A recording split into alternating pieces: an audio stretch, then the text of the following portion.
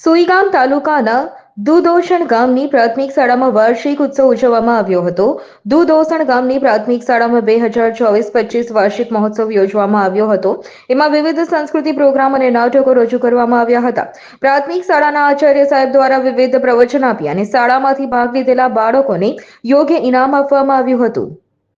દુધોસણ ગામ તથા આજુબાજુના ગામમાંથી મોટી સંખ્યાની અંદર વિદ્યાર્થીઓ, વાલીઓ અને આમંત્રિત મહેમાનો હાજર રહ્યા હતા.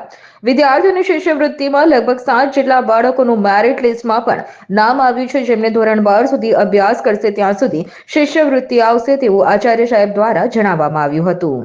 દુધોસણ પ્રાથમિક શાળાની અંદર વાર્ષિક ઉત્સવ 2024-25નું આયોજન કરવામાં આવ્યું હતું, જેમાં બહોળી સંખ્યાની અંદર વાલીગણ જોડાયેલો હતો અને જે બાળકો MMS હોય કે CETની એક્ઝામ હોય તેની અંદર જે પાસ થયેલા હતા તેમને પ્રોત્સાહિત કરવામાં આવ્યા હતા, જેથી અવારનવાર લેવરાતી પરીક્ષાઓની અંદર દરેક વિદ્યાર્થીઓ મુક્ત મને જેની અંદર ભાગ લઈ શકે અને જે વાર્ષિક આયોજન હોય જે શાળાની અંદર જે દરેક પ્રવૃત્તિઓ શાળાની અંદર યોજવામાં આવે છે અને શિક્ષકો દ્વારા બહુ સારી મહેનત કરવામાં આવે છે અને બાળકોને એક બહુ અભ્યાસિક પ્રવૃત્તિઓની અંદર પણ ભાગ લેવામાં આવે છે, જેથી આ શાળાની અંદર આવા મુક્તપણે વાતાવરણની અંદર બાળકો બહુ અભ્યાસની અંદર ધ્યાન આપે છે અને પ્રવૃત્તિઓની અંદર પણ વિવિધ ભાગ લે છે, જેથી આવા આયોજનો દરેક શાળાઓની અંદર થવા જોઈએ જેવા શાળા વાર્ષિક ઉત્સવ થાય છે તે રીતે.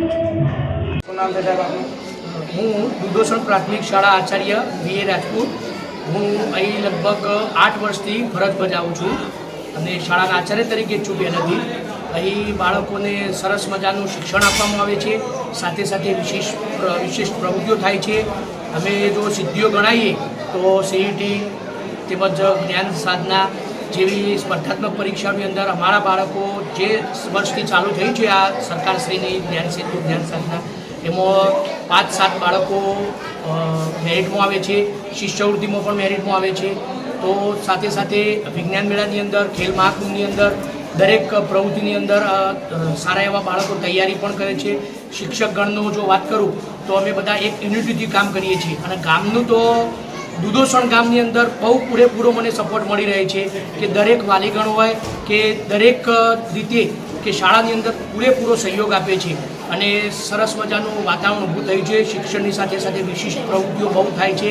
તો બાળકો પ્રત્યે જે અમે કામ કરીએ છીએ અમને બહુ આનંદ થાય છે કે અમે બાળકોનું સારી રીતે ઘડતર કરી શકીએ છીએ. તો આજે આપણે જોઈએ તો સરસ મજાનો 2024-25નો વાર્ષિકોત્સવ રાખવામાં આવેલો છે. તો આ વાર્ષિકોત્સવ અમે લગભગ 4 વર્ષથી વાર્ષિકોત્સવ કરીએ છીએ 26મી જાન્યુઆરી પછી. તો આ વાર્ષિકોત્સવ અમને લાગ્યું કે સફળ કાર્યક્રમ છે, જેના લીધે અમે વાર્ષિકોત્સવની અંદર બહોળા પ્રમાણમાં ગામના લોકો પણ આવે છે, સાથ સહયોગ આપે છે અને બાળકો સરસ મજાનું એમનું ટેલેન્ટ બહાર આવે છે કે જે શિક્ષણની સાથે સાથે જે સુષુપ્ત શક્તિઓ છે તે આવા વાર્ષિકોત્સવ અને બીજા કાર્યક્રમો થકી બહાર આવે છે. તો દર વર્ષે આવા વાર્ષિકોત્સવ અમે રાખીશું. સાથ સહયોગ દરેકનો મળે છે. તો બસ છેલ્લે એ જ અસ્તુ. જય હિન્દ, જય ભારત. વિરેન્દ્રસિંહ જાડેજાનો રિપોર્ટ, S9 ન્યૂઝ. અમારી તમામ માહિતીથી અપડેટ રહેવા માટે જોડાયેલા રહો S9 ન્યૂઝ સાથે.